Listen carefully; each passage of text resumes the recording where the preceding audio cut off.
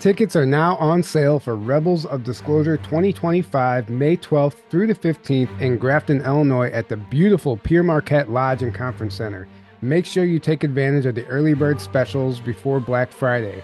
This will be a 4-day event with 12 speakers covering topics such as ET contact, experiencer testimonies, lost history, secret space programs, time travel, Illuminati, parallel realities, and so much more. Visit journeytotruth.online for more details. Make sure to grab your ticket today before the early bird special ends on Black Friday. We hope to see you there.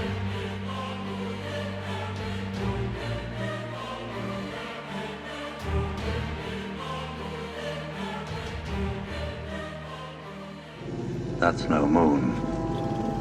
It's a space station.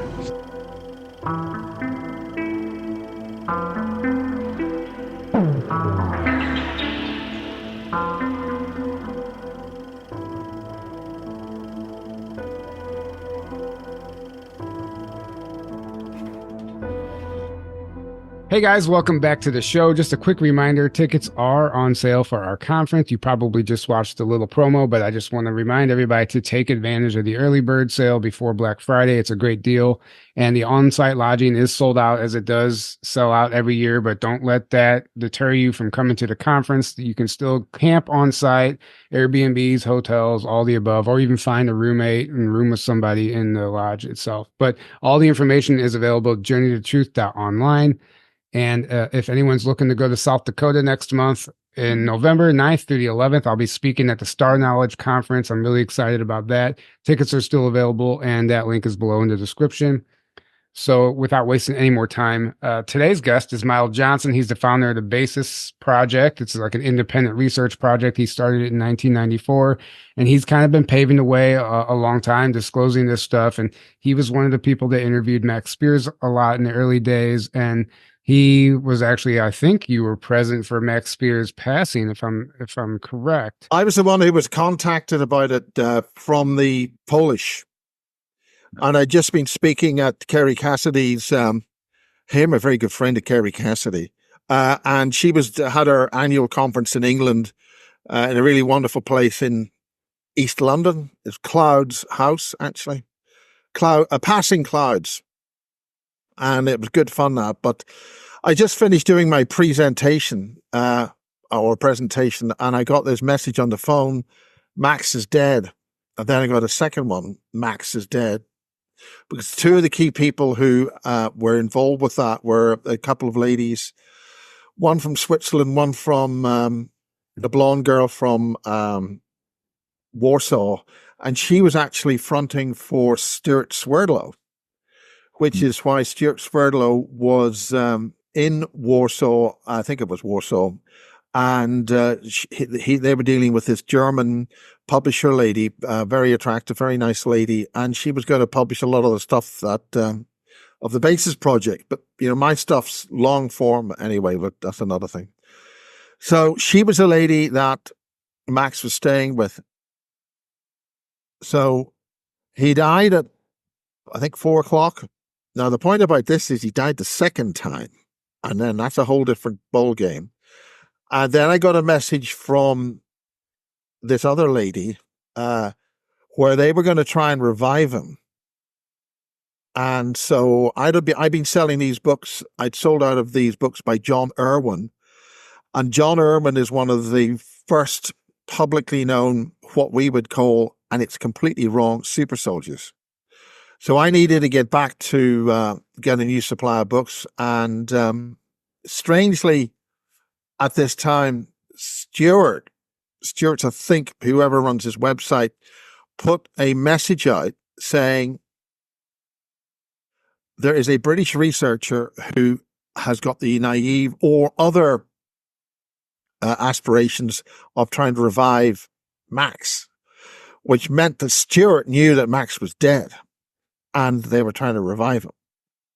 So that didn't happen. And by the time I got back, which was about 10 o'clock that night, so that would have been 4 hours later, he was definitely dead then. It didn't work. But the fact that they were trying to revive him and had a potential means of doing so sort of could be a subject to talk about operating warfare beyond death, that kind of thing. Because that's what happened with John Irwin way back in 1957. So anyway, Max didn't make it, and one of the ladies concerned, I had a discussion with later, one of the Polish people. She was one of the group trying to bring him back. And she then explained what happened and what she was personally involved with going to retrieve him. And that's another thing. So that's a sort of short, long, very winded. Right.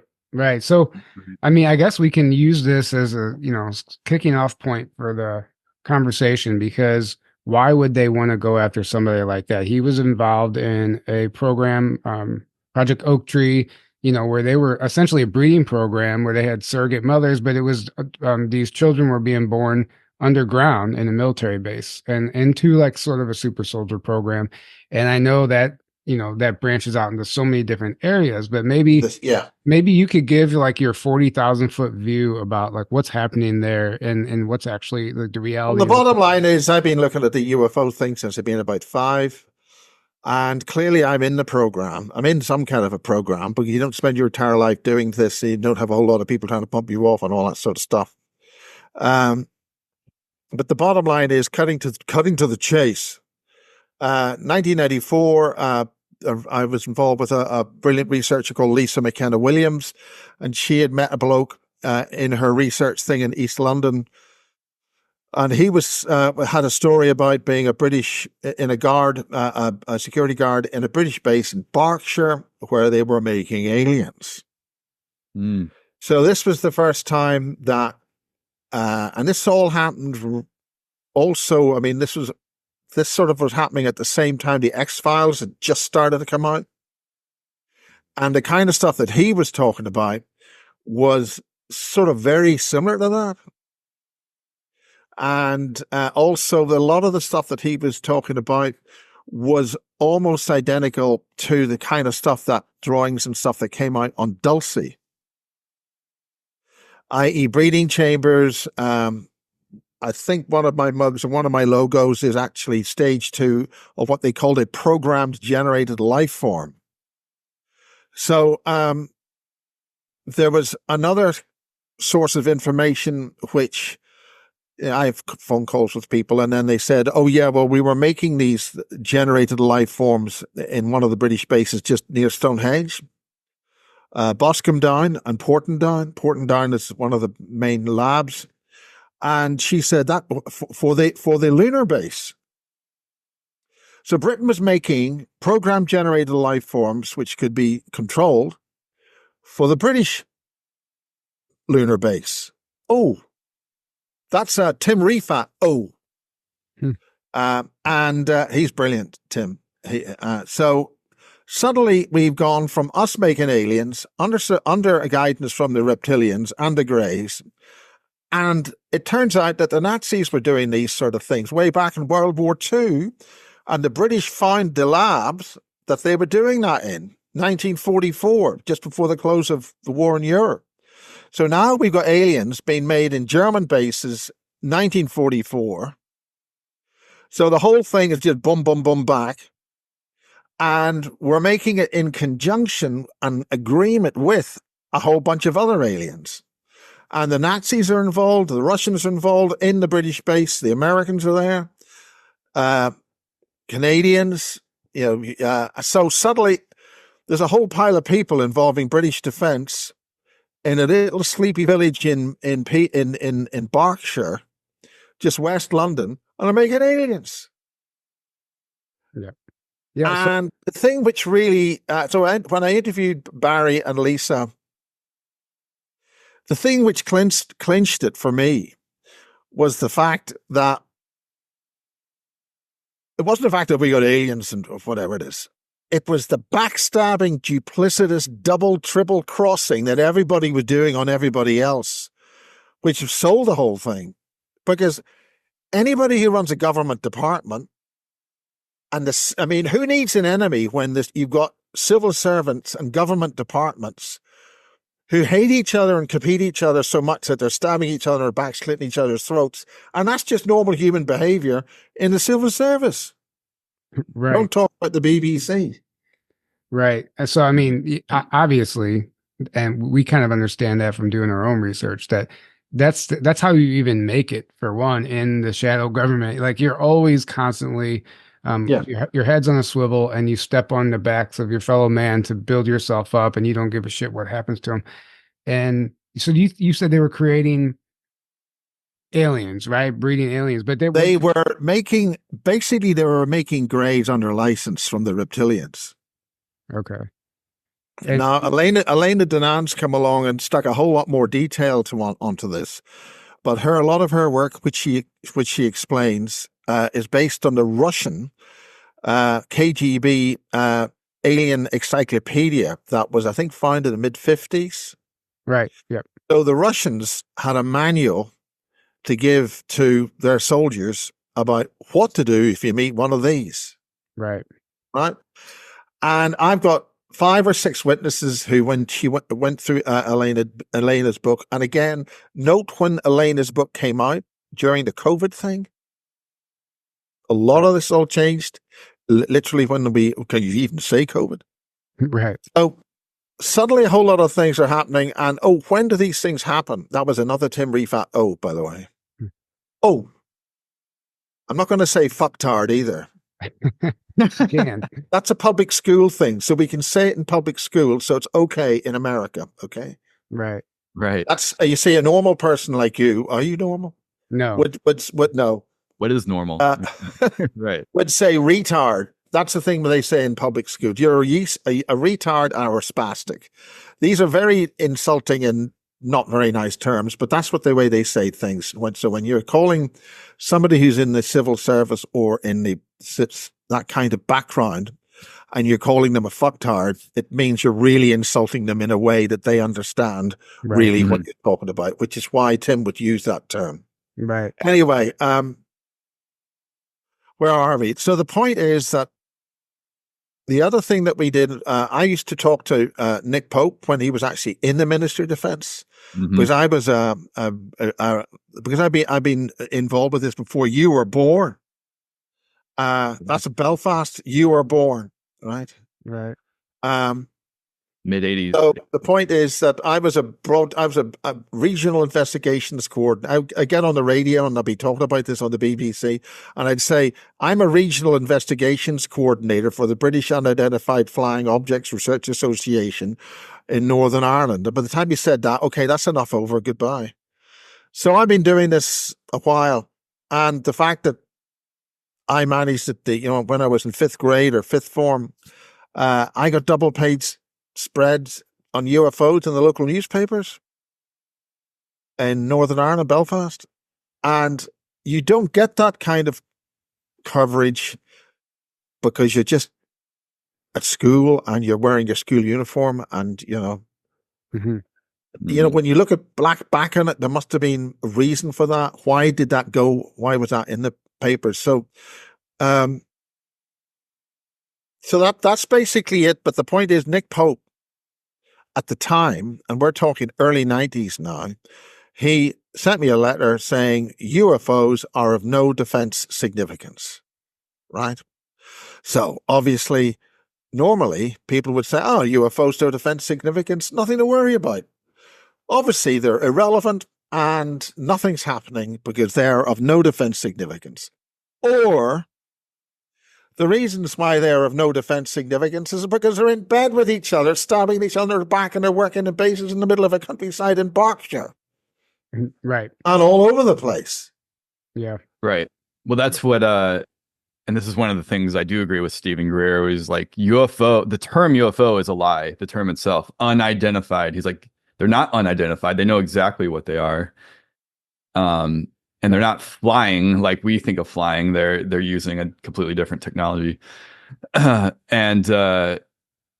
he says whenever they tell you either it's a threat or it's of no significance or it doesn't exist, those are all lies, because they know exactly what they are. Like you said, they're in bed with them, or at least a lot of these negative ones are now. Well, no, actually, they don't tell you lies. That's the point about that statement from Nick Pope. They didn't tell you a lie. You just thought of it from the wrong angle. It's deception, though, still. Right. Right. It's manipulation. Well, I think that's too strong a word. You're being very unfair to Her Majesty's government.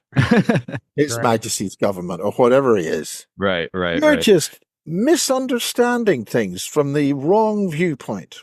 Right. And this is why I'm here in crop circle country, where they make crop circles. And that's near Stonehenge. And beside Stonehenge, there's a couple of big military bases, and all around the place, Stonehenge, about half a dozen of these big military bases. Oh, nothing going on here. Nothing to see here. Right. Nothing to see here. Oh, don't worry about it. Right. So, do you that's think all good fun. Do you think the human cloning, where does that come in? Because, if they were making the Greys, they had the ability to clone humans, and that's a big issue right now as well. And we're getting disclosures about it, but what have you come across in your research? Yeah, well, that's another thing. Have you heard of James Casbolt? Oh, definitely. Oh, yeah. He was in jail just down the road from here. That's a coincidence. That's another Tim Reef fact. Why would he be so close to Wiltshire and those bases? And hey, Miles is just up the road. I used to go down and see him until one day they wouldn't let me in, and then somebody did let me in, and he was then taken away, not allowed to be out. And recently, just for news on James, he actually started to run for election. He decided to be a meek and mild-mannered person hiding out of public sight by going for an election for a local party in Cornwall. And Cornwall's a bit like Wales or Scotland. It's sort of got its own independence. It wants to have its own independence and language and stuff. So the initials of that local independent party that they decided to have, this is for a local council, very local council. So James has popped up, photographed for the first time since he was released into secure custody and told to stay away from the public and domain or not be seen. And now he's photographed with a local councillor standing for election, and the initials of that party are MK.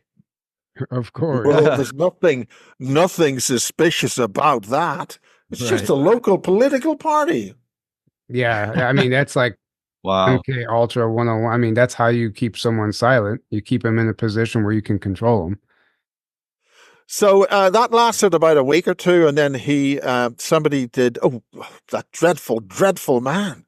This is a political party full of Masons. We had no idea that he'd been in jail, and it's a big shock to us. We can't possibly have this type of person represent our party.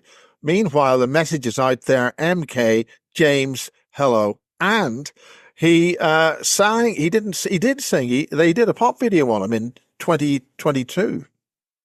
And it's about the lioness off the coast of Cornwall, where there were counties which were then submerged.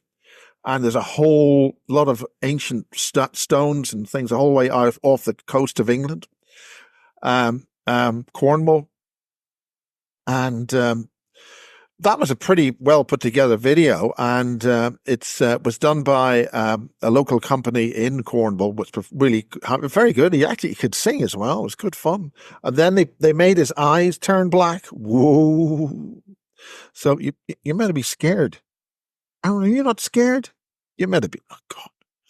So they made his eyes black. Whoa.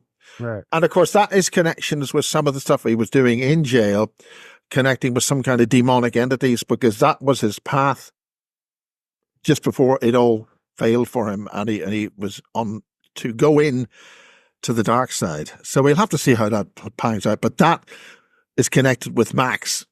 And I've just received a letter from somebody in Brazil to contact Max's mother. And they're talking about a similar Brazilian Max Spiers, who obviously probably was bumped off. And it's interesting that that's just happened in the last couple of days. Now, none of this stuff happens by coincidence. And that's one of the things you've got to watch for is it's not necessarily what the subject is it's who raises it and where does it come from, Right. and that gives you little feelers to stuff. Yeah. I mean, we know that happens. Absolutely. I have a question real quick. Why do you think they chose to take out Max when they did and not sooner? Because he had been speaking for years before that. Why do you think they chose that time? And Well, it turns out that okay, you've got Stuart Sverdlow in there, and I think Stuart's very, very switched on. He did a very good presentation at the International UFO Congress, roughly 2000. He was saying a lot of very, very sharp stuff. So let's have. And I did interview him in London, and he's plays a lot of games on his podcast or whatever it is with his wife. That's good fun watching that. Mm-hmm. But we got when they brought me over with Harold Couch Vela, and I did the previous, I think the spring, the one of the about 6 months to, or maybe 8 months, whatever. I was over there in Poland with Harold Couch Vela and spoke with those ladies, and an awful lot of stuff was involved with that in the background. And it's good fun. It's good fun when you go to these places. You know, you literally have the guys in the coats, you know, being a normal person. You know, right. So it was all good fun, and Warsaw was brilliant, and they've gone through hell in Poland. You know, everything they've had has been destroyed and rebuilt. Mm-hmm. You know, and they've had a hell of a thing. And but so it was very interesting, and I had a long chat with the German publisher, and that was all just to set the scene. Everybody smiling at each other, very nice and very polite. So basically, that was to get Max over to a place former occupied by the Nazis and former occupied by the Russians. Nothing really happening here, is there? So the bottom line was that the purpose with Max was to, spinning back to John Irwin.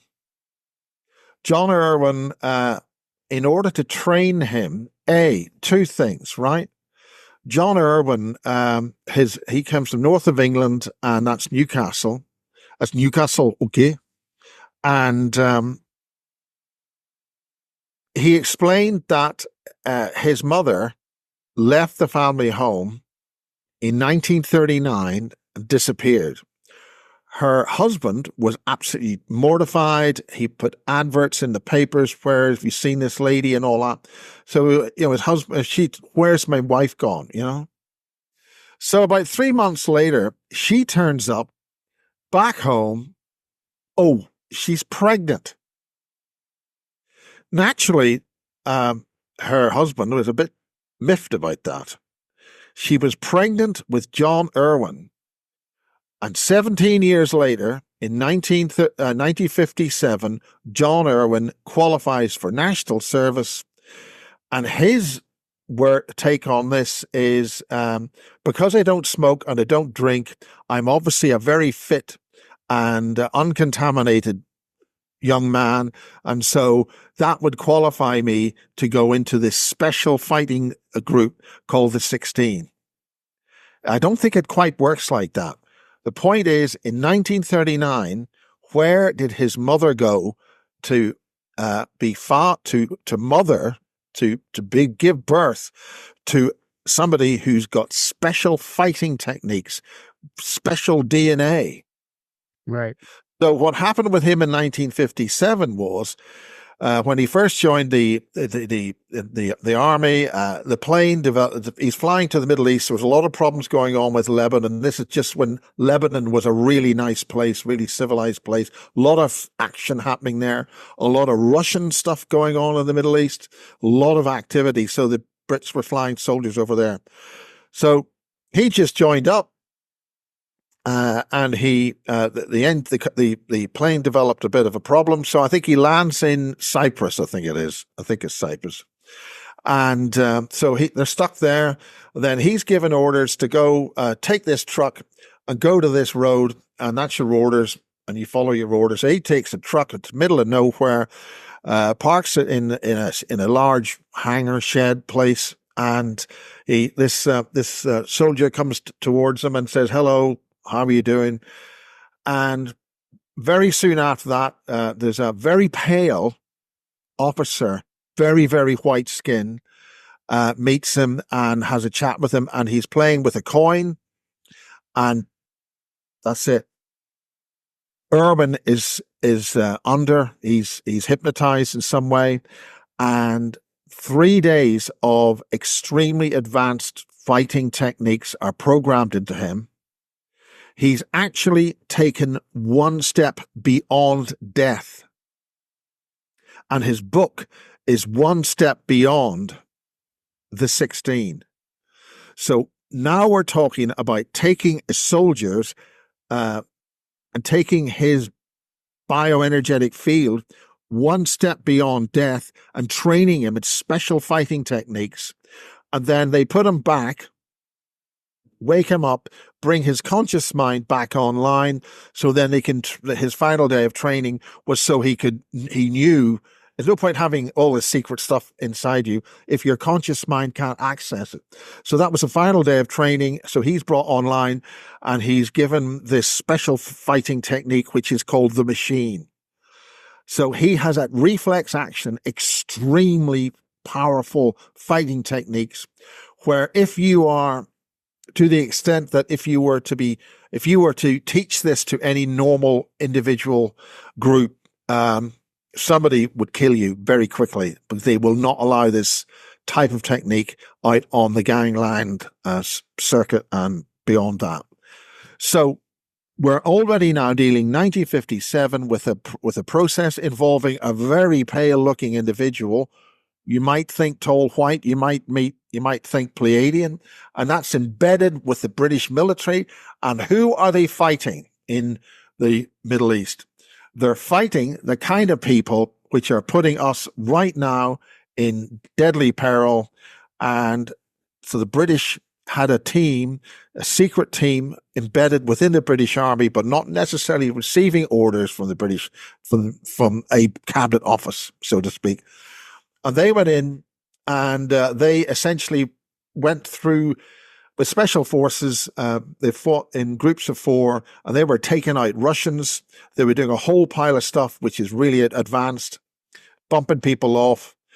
Very, very, there's a whole lot of different fighting techniques there, bumping people off, getting away with it, escaping out of bases with stuff because they were after a bunch of data banks, which were ancient data banks, large things about this size, and they looked like a crystal type of data bank with little nodules on them, and they contained immense amounts of information, and they were successful in getting that, and they stole them from a Bilderberger type meeting at the end, near the end of their national service, about 1959. And just before they went into this base in the Middle East, these 2 flying saucers take off. They look a bit battered. So those flying saucers are dealing with whoever was in that base. Irwin's team wiped them out, got these data banks, and they were able to test them, and they lit up and gave all sorts of information involving all sorts of portal type technology. And the purposes of these things were to control gateways and interdimensional portals so that the physical part that you come into this domain 3D, which drifts about and continental shift and all that, they all wander about. The idea was that would link in with the actual gate. So the British got that 1959, and so we're now dealing with a level of advanced technology way back in the middle of the 50s, going one step beyond death. And so the level of where we're playing now is interdimensional. The megaliths, whoever put the megaliths up, we're dealing with interdimensional technologies. Right. Those things are just not sitting there. They're highly advanced, and this brings in Stonehenge. So where does Max Spiers come along? Because so that meant in 1950, we're talking 70 years ago. So when the British trained James Casbolt, Max Spiers, Matt Todd, Sarah Adams, Haley, all the names you've heard and an awful lot more were trained in Burnworthy Manor, which is in Dorset, I think, near Taunton. They were trained in a lot of these fighting techniques. And for instance, Dave Marrow, who I interviewed about late 2010, he explained about hulking out and about jumping into other realms and hulking out like the super soldiers, the Supermen and stuff. Right. So, but the problem was, and we got this info from Tim, that the American and British super soldier technique was flawed. The recipe was flawed. Somebody got in to do the training and it wouldn't necessarily work. And so effectively that whole thing sort of gummed up. And so that essentially was why Max was taken in Warsaw. And they decided they wanted to get access to his primary programming, the kind of thing that was done to John Irwin way back in 1957. So what they wanted to do was to bring Max one step beyond.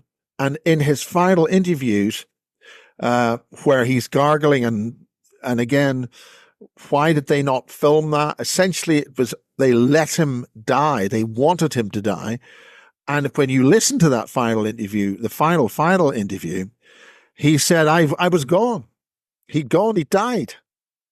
So they brought him back, which is why the only video you've got of him after that is he's bouncing on the trampoline. Now, when you've died for any period of time, the body starts to sort of necrofy. And this is a problem with alien abduction. It's also a problem with people using the portals, the jump seats and all that stuff, or the jump rooms, is that if it's not done properly, the body starts to necrofy. And so you start suffering from peripheral neurography. That's maybe not the right term, but it means when you're gone, and a gentleman explained about dying, and there's another one of the people I interviewed, a nice elderly gentleman. When you come back into the body's got cold, and that's why we're called wetware. When you put back in, it feels as if you're going into a wet bag, and it can be quite cold. And if they want to be really nasty to you, they'll put you back into your body, which is pretty well past its sell-by date, but you're stuck in it. Right. If they want to be nasty. So that was the whole purpose of what they wanted to do with Max. And they got that. They got him past death, and they essentially had got him back into his body by showing him on the trampoline, bouncing. That's the way you get your body shaken up gently so everything works again. You're just bouncing around, and then everything starts to work. Sorry. Everything starts to work. And that's when they had the package ready for sale. That video of him bouncing around, a bit drowsy and all that was them saying the package is ready for delivery. So whoever was watching that and wanted to get Max, he was ready. Wow. Okay? So what happened then, he went and died on them again. Okay? Now, this is when the further details come out that what they did was a certain individual, they went past Max and traced him where he'd gone to. And he'd gone to a large group of Knights Templars. And he joined them, and the particular individuals concerned wanted to ask permission, can we have Max back?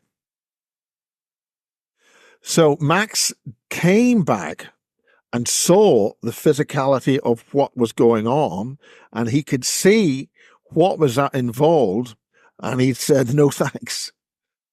And that's when he died. Mm. You know, 007, you only live twice. Right. Okay. Yeah. So, Yeah. I mean, So that was the whole point of that. yeah, that's an incredible story. Wow. I wasn't aware of a lot of those details. So thank you Yeah, for sharing same. that. And you mentioned something that I want to kind of expand on is, you know, the interdimensional aspect of this and the jump rooms and the portals, you know, and this is all happening right beneath our feet as well. Yeah. And I know you've been interviewing people for years, but what are your thoughts on the current situation as far as, do you think some of the war that's happening now is still over those portals and they're trying to fight over access to who's able to use them? Absolutely. Now, my information is all terrestrial portals have been switched off except for 2. So they had an opportunity to leave. So whoever's stuck, who hasn't gone, has only way out's going to be through these 2 portals, so they can pick them off. So that's the situation right now. Now, I have no verifiable way of saying anything other than that, Right.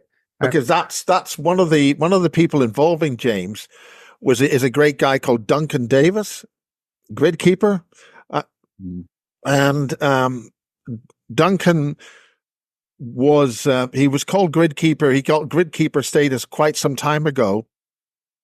That's maintaining the grid, maintaining the reality of things, and you have elements which can poison that. And a very good TV series, which I think was illustrating that, was a great series involving David McCallum and Joanna Lumley. It was called I've just forgotten it, Sapphire and Steel. Okay. That was a very good. I actually got a letter from the producer of that, who was running that show. That was very good science fiction TV involving 2 very esteemed actors, and that was a lot of deep stuff in now.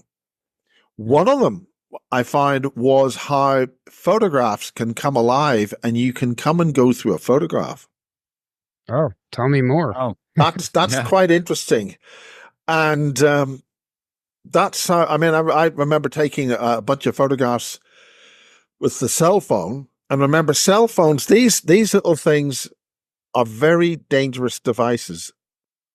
These are collapsing the quantum wave function, i.e. your perception, and you're getting the phone to do it, and that's extracting us into a 2D world like Tron. Right. That's a whole lot of other stuff going on there. Yeah. So that's, I mean, this is where all these megaliths all across the planet. I mean, for instance, a lot of people think Ireland and Scotland and Britain, France, a lot of standing stones. Where the highest number of standing stones, megaliths? Where? Yeah. I mean, I don't know. Probably North Korea. North Korea. Oh, really? And those mummies in China with auburn hair. Yeah, I've seen them. So that should tell you that the Chinese aren't exactly been around here for a very long time. So, everybody's...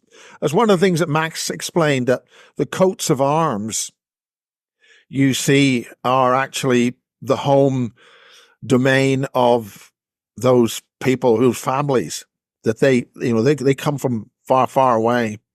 Right. So, yeah.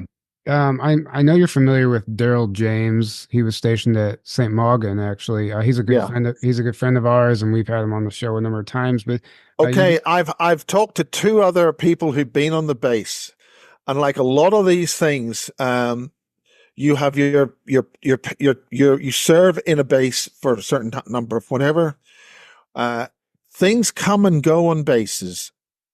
So, what is there in one era may not be there in another, and so forth. Right. So, I've talked to James, and the point about another completely different character in this comes in from many different areas. It's a British scientific advisor to the government from the 1950s called Peter Paget. He's now a fine old gentleman. He's a bit sick.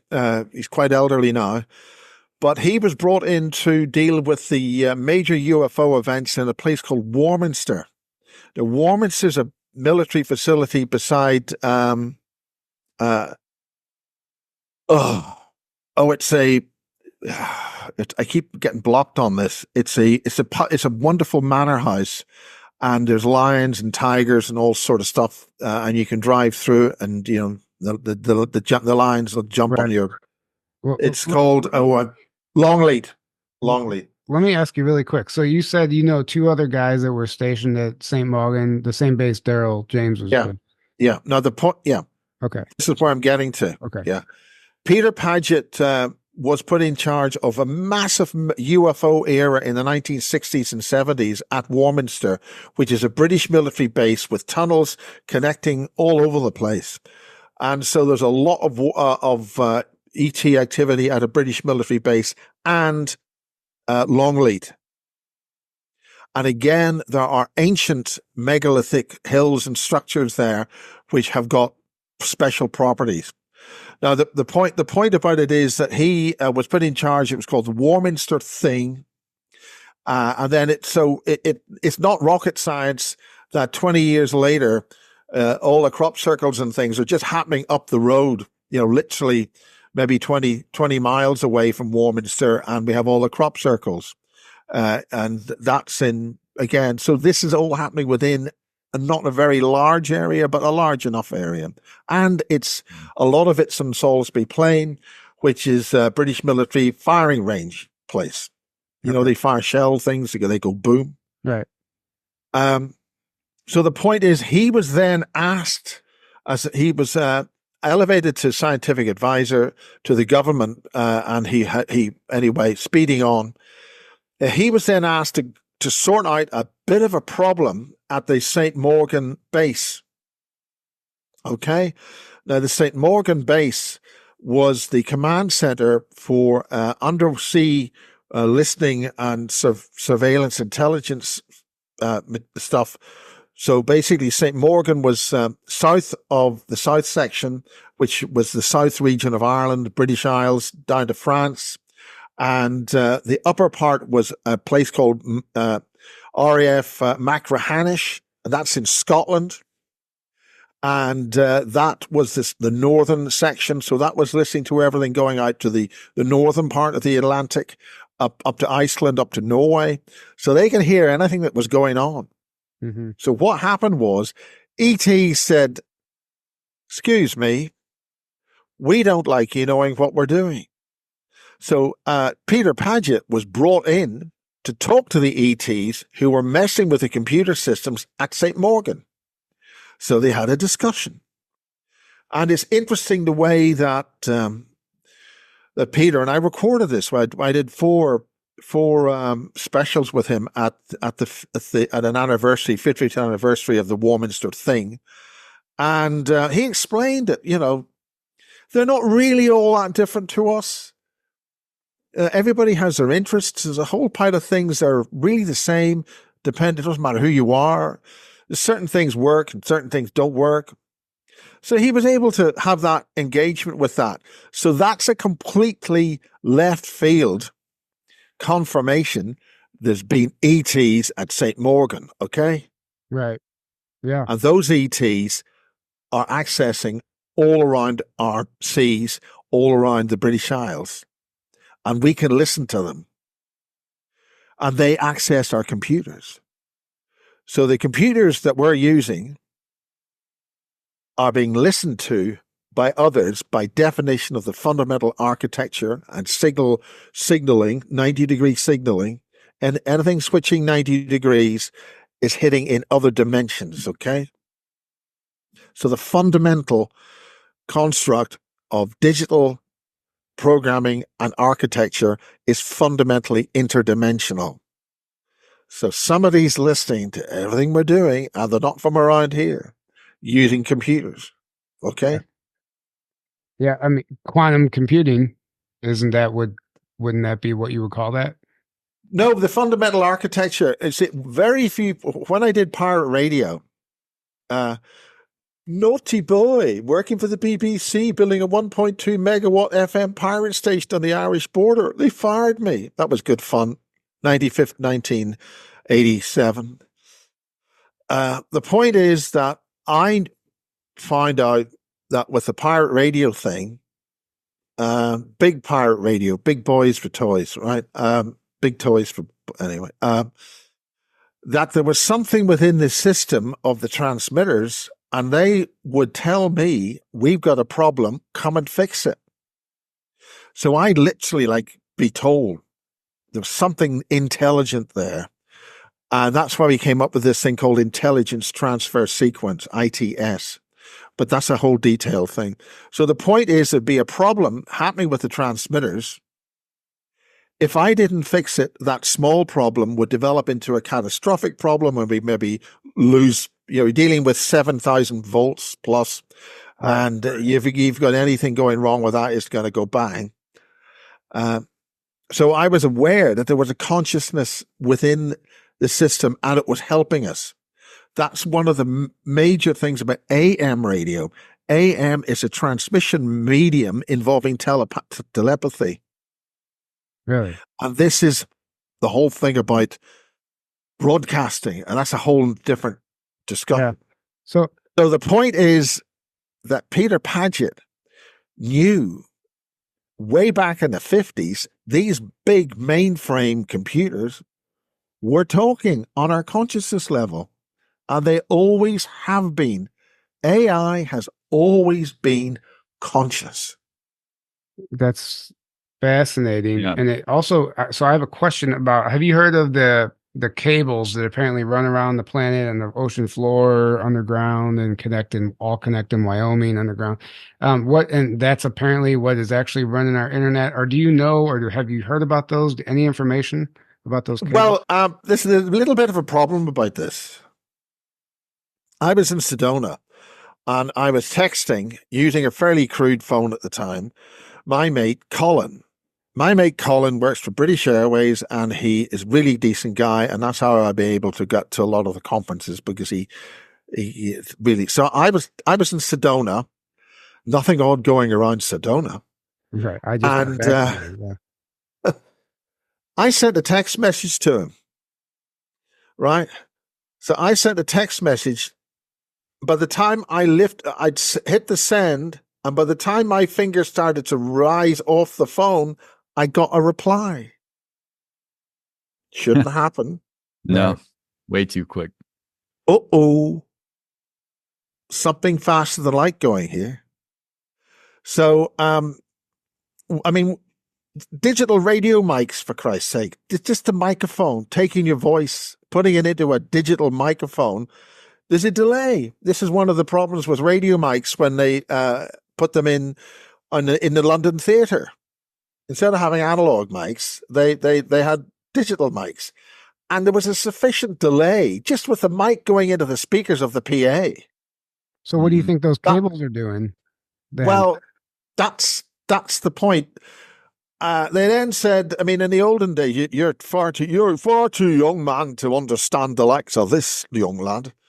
When you did Skype in the old days, you had a hello, and you'd hear it, and they come back, and you sort of have to speak, and then they'd reply. It's propagation delay. Propagation delay going through copper and through the amplifiers, and things have got. Any cable has got a propagation delay factor. The stuff's going through it at the speed of light, but it's not quite going through at the speed of light. There's a delay depending on the cable. And if you want to check whether there's a fault on any kind of a cable, you don't just sort of go down, right, there's a fault somewhere around about here, we'll dig a hole here and fix the cable. You send pulses down it. And the pulse goes down, and then if there's a discontinuity in the cable, i.e. an open circuit or a short circuit, it'll hit that and then bounce back, and you'll be able to measure based on the propagation delay of the cable, because there'll be a ratio and a number involved. So you can then say, right, that's coming back, and I therefore will dig the hole here rather than there and fix the problem where you've got a fault. That's called propagation delay. So how the hell are these cables working instantly? Right. Then got fiber optics. Okay, well, it's speed of light. But it still goes into a transceiver. It's an interface. There's a processing delay. It's still too fast. The conversation we're having is a little bit too quick. Right. Okay? And then people say, oh, well, they use satellites. No, that's worse. You got a 3 or 4 second bloody delay. Yeah. Up, down, uplinks. So that is a very good question. Yeah, I know. I've heard an Illuminati whistleblower, Nathan. I can't even think of his last name. Nathan Reynolds. Yeah, he talked about he has a vast understanding of the underground network as well, and he was in the underground bases, and he said all of those cables all connect and converge under Wyoming, specifically the land that Bill Gates owns, and which just you have to question, like, what are these cables actually doing? Well, you see, there's a very good book on the NSA. It's called The Puzzle Palace. Very good book on the NSA, and I've got a copy of it. It's called The Puzzle Palace, right?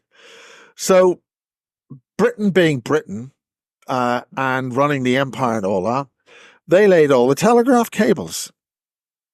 So Britain had access to all the telegram cables. We're going back to the 1800s. And dreadful thing, they actually felt, well, why don't we snoop on these other countries sending messages? And that's a very, very dishonorable thing to do. But, we do own the cables and we are running them all over the world. And, well, why not? Now, the thing about the United States was, this is in the book, so I'm not going to say Sligo. The United States, who just given away Alaska. When was Alaska given away? Oof. Don't know. Just give it to the Russians for $100 or something. Right. Look it up. Yeah. Just, we're going to be sending nukes to each other, but why not just give this huge part of land to them? There's no way there was any forward planning involved with that. 1867. There it is. We got Alaska. Yeah. A lot happened in the 1860s. A lot happened. And that's Cartesian stuff. A lot happened with the design of electricity, the science of all that. A lot happened around about that time. I think people need to really look at what was really going on around about the mid 1850s into the early, the very start of the 20th century. That's where a lot of the stuff about electricity changed. Yeah. And that's a lot. That's worth really digging up on that. Yeah, there seems to be a major reset that occurred, with the World's Fairs and Tartar and all that stuff. But the late 1800s, like around that time, you can just feel something's off. Like we're missing a piece of the story. Yes. Yeah. Electric cars. And I managed to get a book on a base here called Yatesbury Field. It's where a lot of people trained. It was an airfield.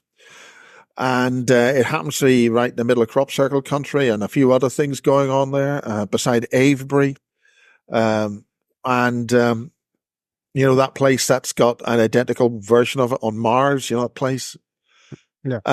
The point is that the book, all these aerial photographs were taken because they were training people to do aerial photography and then flying out in the war, World War One. And when you see the road system, you're dealing with 1905, maybe 10. The quality of the road system, and yet we didn't have automobiles really until. So you've got a really highly developed road system, and these are really good photographs. And the quality of the housing stock, right? This is 130 years ago. Yeah, and that was very highly developed, superior to most anything we build today. It was built to stand the test of time, and that's why it's still there. Yeah, right. it's just fascinating that I do know that there is a missing piece of the puzzle. And I often wonder, we did a Tartaria webinar talking about interdimensionally, Yeah. interdimensional, there's information out there that's coming forward now where we might have actually shifted timelines in a sense, or shifted dimensions, where Something. all those structures, maybe they didn't just weren't taken down, and maybe we shifted somehow. I don't know. Yeah. And that's where reality management comes in. And that's where the manipulation of our consciousness comes in. And that's where we are creating a reality using our consciousness, and why these things are embedding us into a 2D reality. The collapsing the quantum wave function. That's the split beam experiment. Why is light a particle or a wave? Double slit experiment. Double slit thing. It's you are seeing it. You're cognizing it. Therefore, if you wanted to take over a species or do something with it, you'd get how it thinks. Yeah. So that actually validates my theory on they're trying to counter the ascension by a devolution back down into a 2D reality, right? The second dimension, which is where everything becomes flat, like Tron, including the planet, Earth, everything. And there's a very good book. A friend of mine gave me a very good book. It's called Flatland, and it was published about 18. Again, this is a very clever book. Imagine you only exist in 2 dimensions, and how a 3-dimensional person who could understand height would be so threatening to that civilization. And this is then you got Jonathan Seagull and these other books which are talking about perceiving in other realms. And I think you guys are, if that's something to really think about, because what they're doing is they're getting us to cognize a reality which suits them, which means we can uncognize these SOBs, which are inorganic matter, because that's why they don't like the carbon molecule. They don't like us having carbon and being organic beings. They want to get rid of carbon. That's getting rid of all organic life on the planet. Yeah. It's think about the propaganda constantly against carbon footprint, get rid of carbon emissions. Carbon is literally what makes up life currently on the planet. We have the power we have the power to de-exist these, or as a brilliant man called the late Colonel John Tom Bearden. Mm-hmm. He wrote a brilliant book called Energy from the Vacuum. I used to listen to him. He was a brilliant man. He was talking about scalar energetics being used for weather warfare and all this HARP stuff's a pile of shite. He only passed away quite maybe 6 or 7 years ago, but I would occasionally phone him and I'd sit back and listen, but he'd just do a whole lecture just on the phone, and 45 minutes transatlantic on the telephone, Right. That's well worth getting those books, Energy from the Vacuum and Scalar Energetics. That's what happened to Chernobyl. There's a massive antenna system right near the Chernobyl power station, and it's been on abandoned engineering. This is a huge antenna system with huge antenna arrays. And you can see Chernobyl just off to the corner. There's a guy here, an American called Mike Emery, and he worked with a guy called John Bedini in Los Angeles. And they decided to kick ass by energizing with a scalar transmission device. And they utilized the Los Angeles sewer grid, the wet water in the grid system of the city of Los Angeles. And they got that to do a time reversed wave back to the source of where the wave's coming from. And it was coming from one of the antennas. There were 2 number plates that were transmitting. And they got a reverse pulse into the antenna system. It's called the phase conjugate of the time reversed wave. Somebody sends you a signal. you then send something back on that signal path on the reverse time in exact phase conjugate. That's exactly following that energy wave back to who sent it. You don't need to know where it came from. That hit the antenna system. That produced a standing wave ratio, which caused a overload of the power generator, giving the power to run the damn thing. And that was a Chernobyl reactor. And that went by. Wow.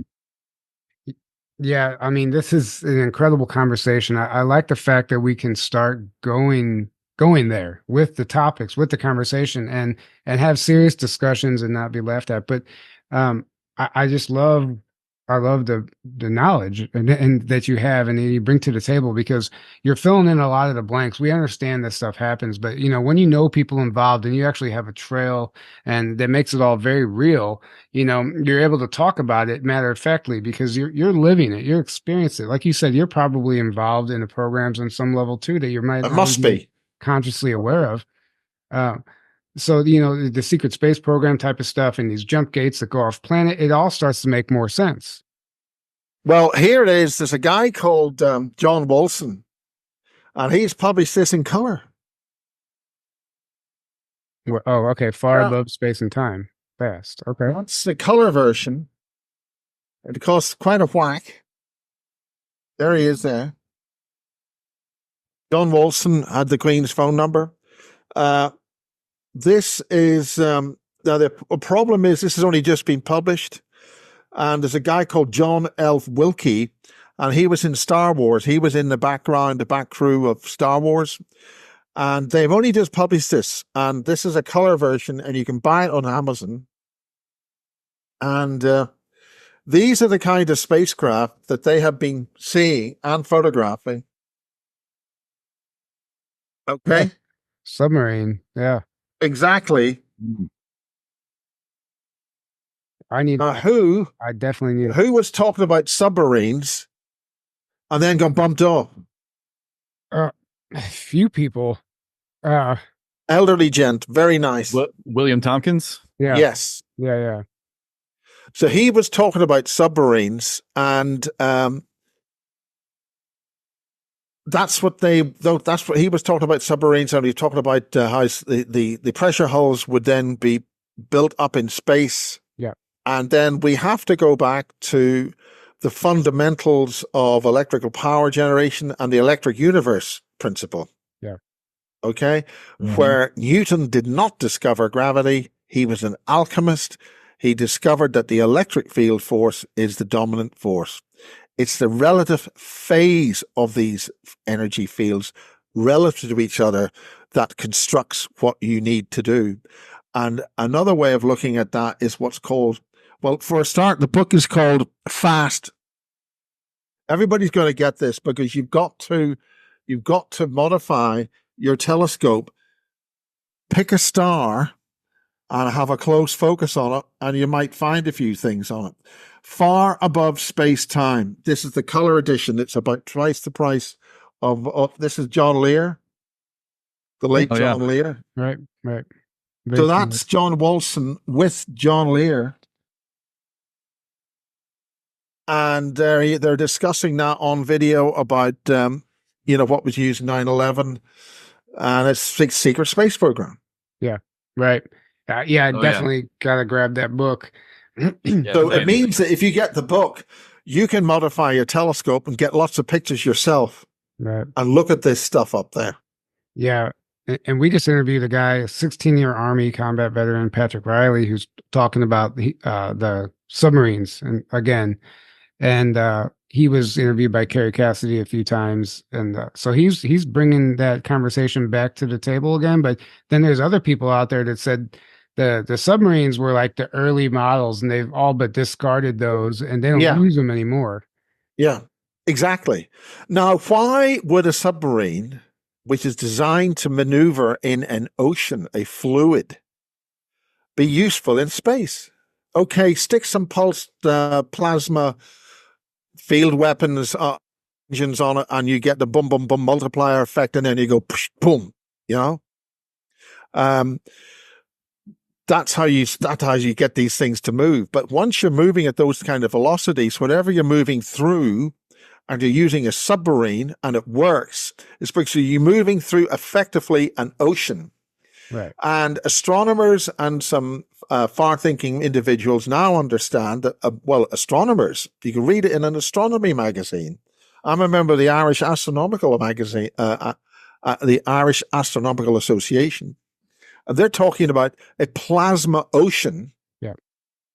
A plasma ocean. What do submarines go through? Oceans, right? Yeah. So there's an intelligent plasma ocean above our atmosphere. And depending on the moon, you will have tides in that ocean. Right. Interesting. Yeah. Okay. I mean, Yeah. to me, So that, this is stuff in the public domain. right. To me, that makes sense. I've heard, the space has been described a million different ways, but one of them is water, obviously.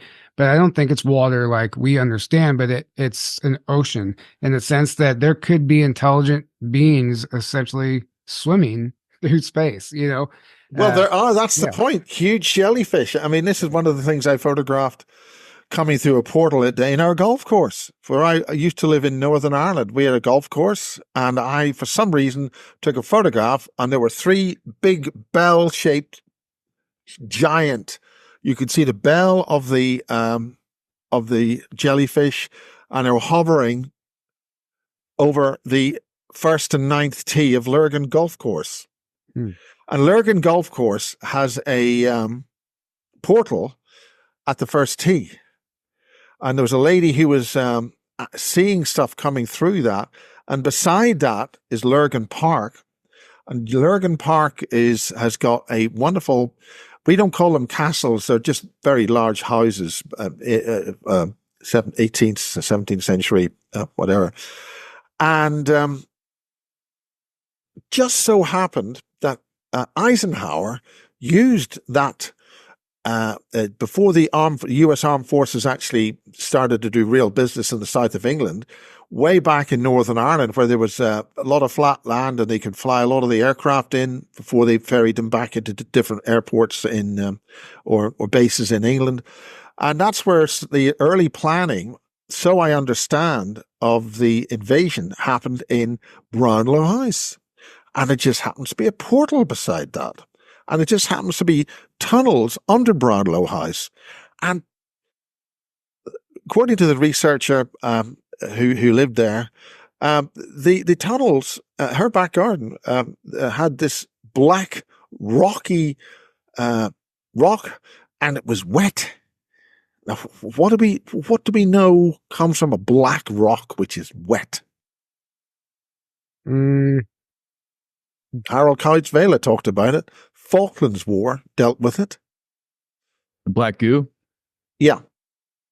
We now know that what the Germans were looking at and mining all this stuff and using the Thule base south of the Falklands as a submarine refueling base onto the Antarctic base, Queen Maud Land, they were mining this stuff because a substantial portion of a lot of this black rock came in as meteors about 10,000 BC.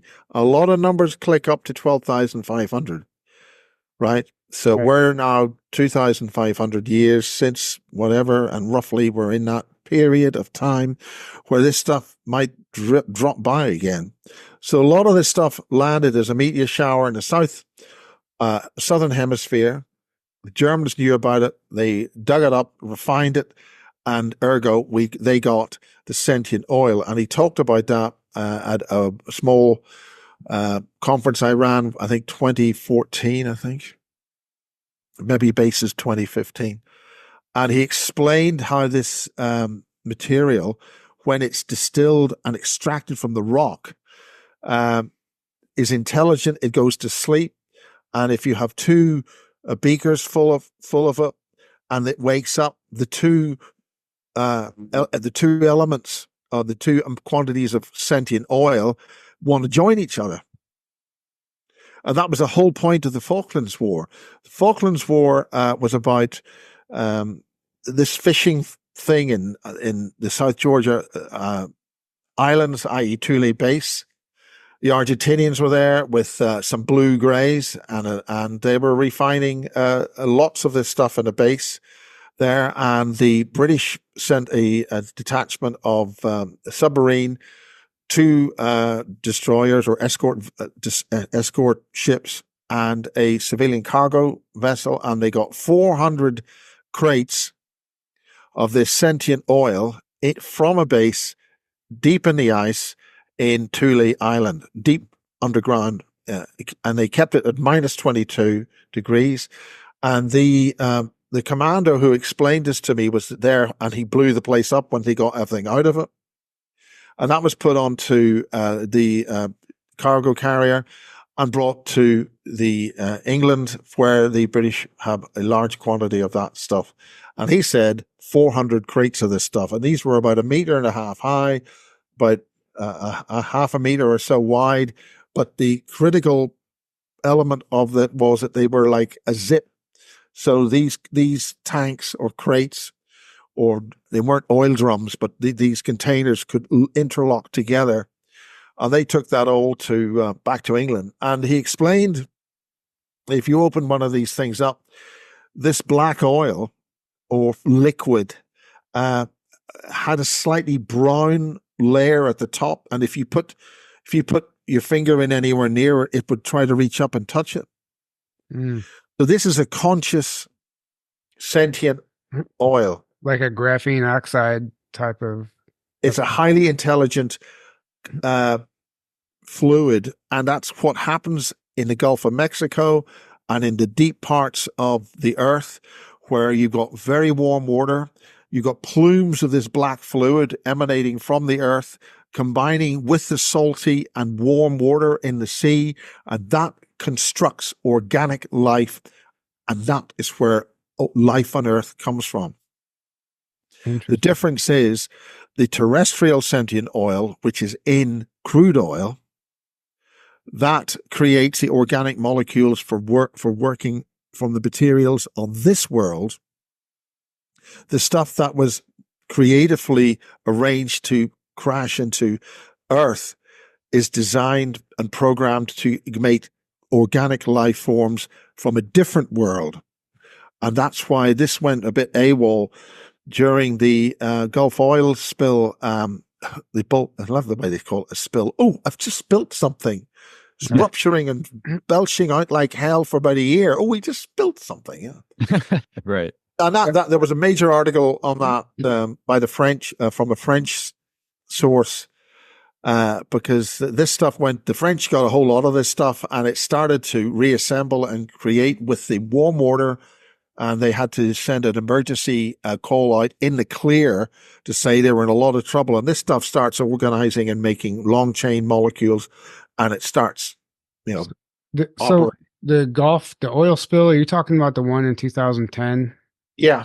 Yeah. So interestingly enough, I was flying back from Cancun, Mexico at that time during the spill, and we flew directly over the ocean on fire, and the pilot told us to look out the window, and got to see the burning ocean. It was quite a sight.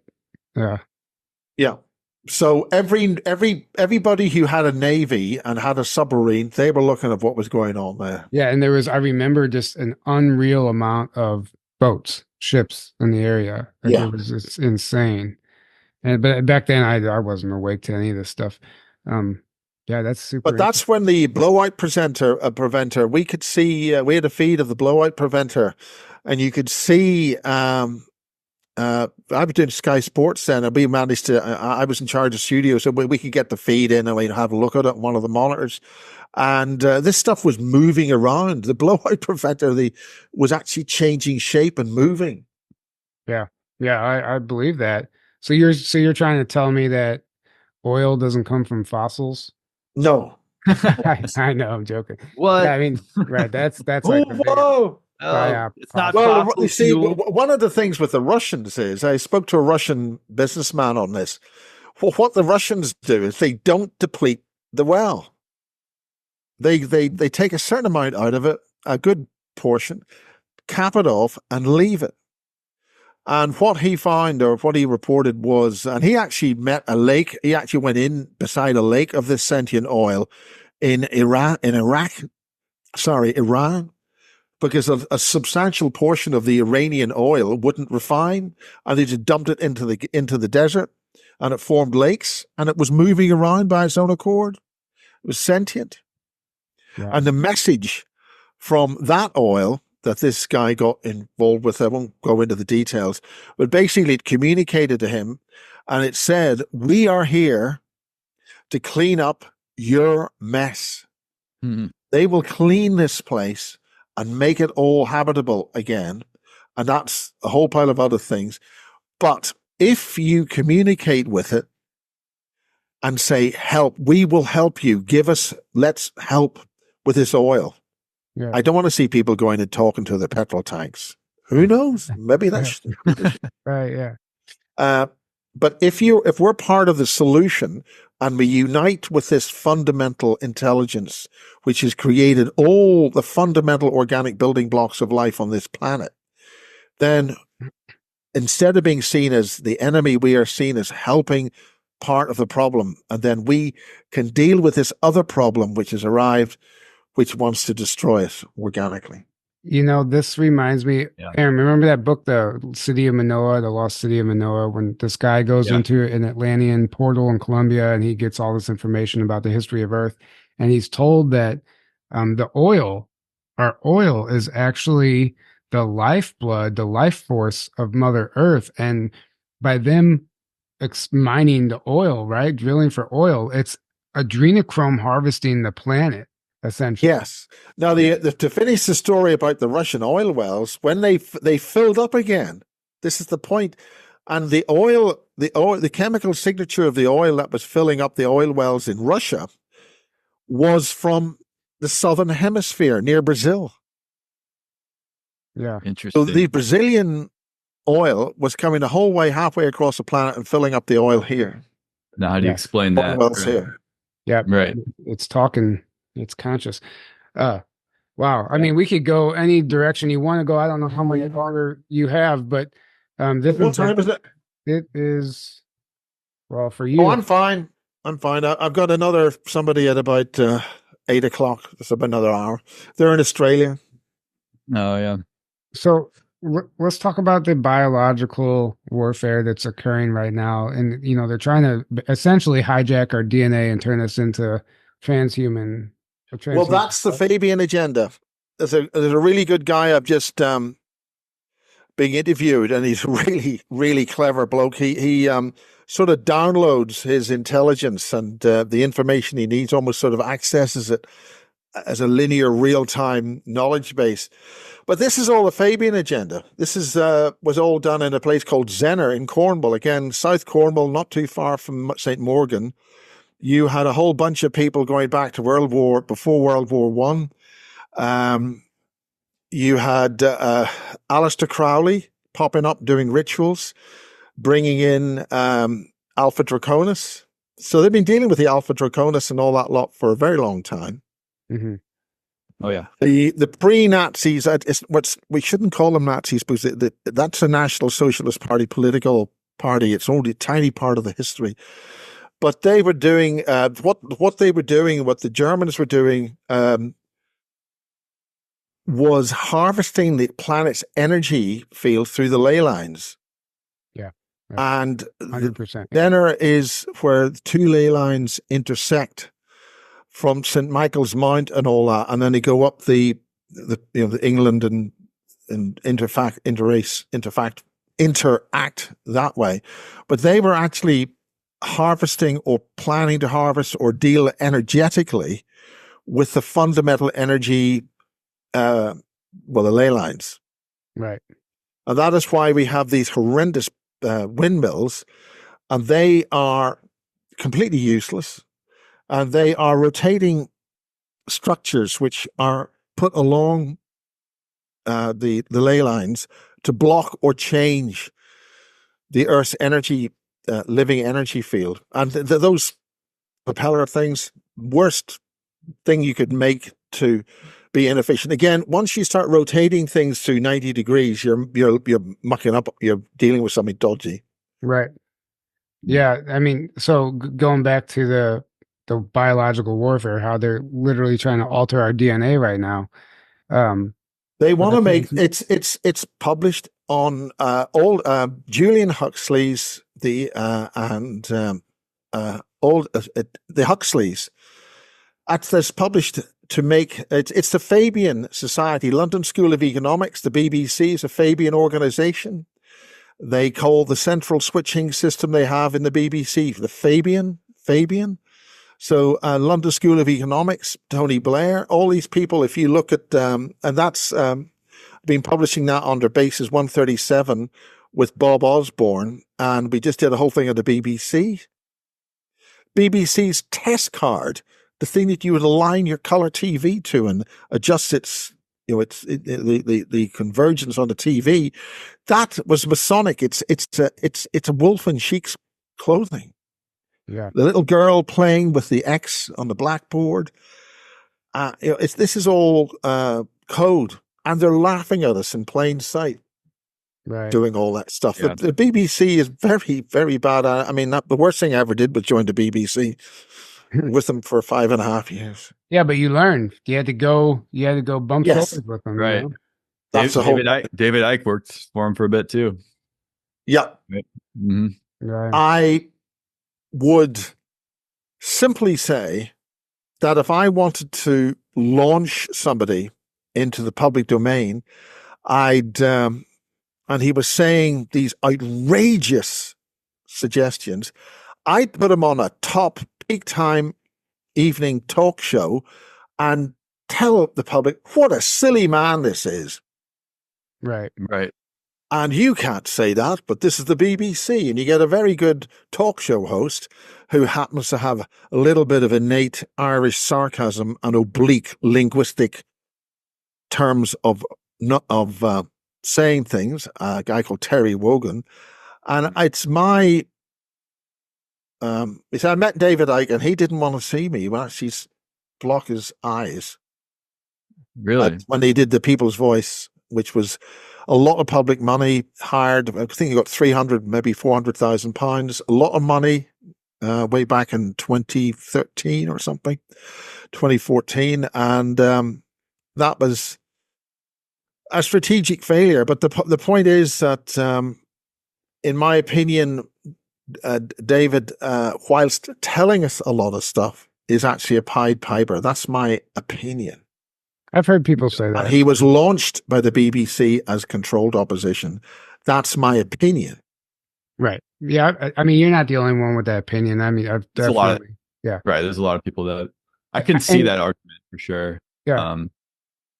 And effectively with anybody, I mean, argument could be made with a lot of the people who are bigger names, you know, Alex Jones, right? Stephen Greer. But right. there is a little bit of a problem here where we have to sort of say, well, we have to sort of have, I'm going to say something here, and I don't want to hurt your feelings. I'm going to say it's called being responsible. I pointed that. Apparently that's a Masonic thing. Uh-oh. Your country needs you. Right. Yeah. Yeah. Right. Yeah. There's a hell of a lot of information that these people have exposed the general public to. Massive amounts of information. And maybe it's in your personal... So this is the whole thing about the PSYOP, the Love and Light PSYOP. That was designed as a mechanism of taking people who they knew were going to be becoming more aware and making sure they went off and got neutralized so you wouldn't be effective. That's one of the big problems about the Love and Light community. Right. You have this, oh yeah, Love and Light, all this. You don't do anything. Mm-hmm. Yeah. And if something bad happens, they say, well, they probably deserved it, and well, it's their choice and it's their life path or some, whatever. It's either your karma or you chose it, and you've got run over by a bus. Well, it disables the action of people who become more aware, and it's done a very good job doing that. The Love and Light thing. Yeah, yeah. I mean, we've seen it. I've talked to those people, and They don't want to face the darkness or even acknowledge that it exists. It's interesting. I'm like, no, there's like a bigger picture here. You're missing a huge piece of Well, the I mean, puzzle. this was a whole thing. Coral Canyon, a lot of that music in the 60s. Coral Canyon, again, it was a whole range of things going on there, which is why we had this pirate radio stuff. We had to go out and, Radio Caroline. I talk about this, and in order to play a bunch of records, you had to build a ship, sail it out into the Irish Sea or the North Sea, and put a 50 kilowatt transmitter on the air to play a record. Right. And they didn't like that. They didn't like that a lot, so they got rid of that. Wow. By 1967. Well, I guess we're going to start wrapping this up just to keep it short and sweet, and let everybody know where they can find you, your YouTube channel, websites, whatever you have going, and we'll put the links below as well. But you can. Yeah. Well, basically, after being deplatformed and having everything, I feel so humiliated that Kerry Cassidy was deplatformed before me. I mean, I was doing things before Kerry Cassidy, and she beat me by about a month at having everything taken off YouTube. So I'm basistv.com, and the subscription site has taken about 3 years to get everything back onto one site. And I do have a YouTube channel, The Basis Project Censored. And so I'm on Rumble as The Basis Project, Brighteon as The Basis Project, and the stuff on BitChute as well. Right. BasisTV.com is about $2.50 or just short of $3 just to subscribe. And that's where a lot of the stuff, all the Max Spiers stuff, all the James Casbolt stuff is on easily organized and findable sections on that site, because, on YouTube, you can find part 2 of something easily, but you won't find part 1, that kind of thing.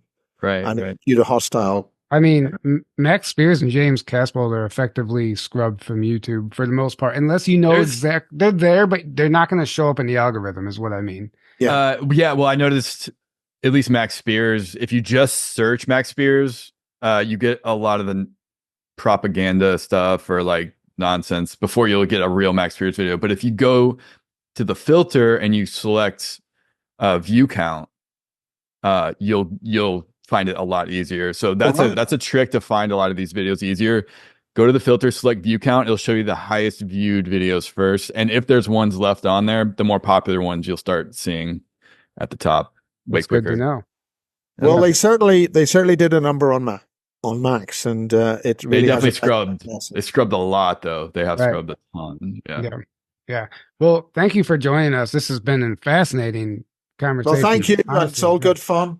Yeah, this has been great. And these Basis mugs, the only thing about these is that they're very rare. They run off in small quantities, so the one you have could be worth millions in a universe far, far away. Nice. Yeah, I need to get myself one. Thank you. Yeah, thank you so much. Good night, everybody. We love you. And until next time, have a great evening. Hello, and welcome to Conference Phone. If you know the name of the conference you'd like to attend, press 1. Come on. Using your touch-tone keypad, please enter the first 3 letters of the conference title now.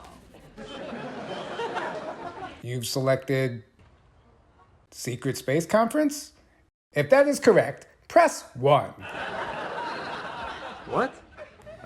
You've selected Full Disclosure Now. If this is correct, press 1. Why don't you just tell me the name of the conference you'd like to attend? Rebels of Disclosure? To find the venue nearest you, please enter your 5-digit zip code now.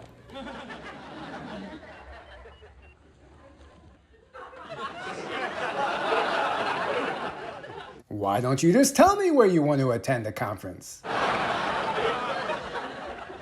Pierre Marquette Lodge and Conference Center? Rebels of Disclosure is playing at the Pierre Marquette Lodge and Conference Center in Grafton, Illinois, May 12th through 15th, 2025. Yeah, now I got you. If you would like to purchase tickets, please visit journeytotruth.online now.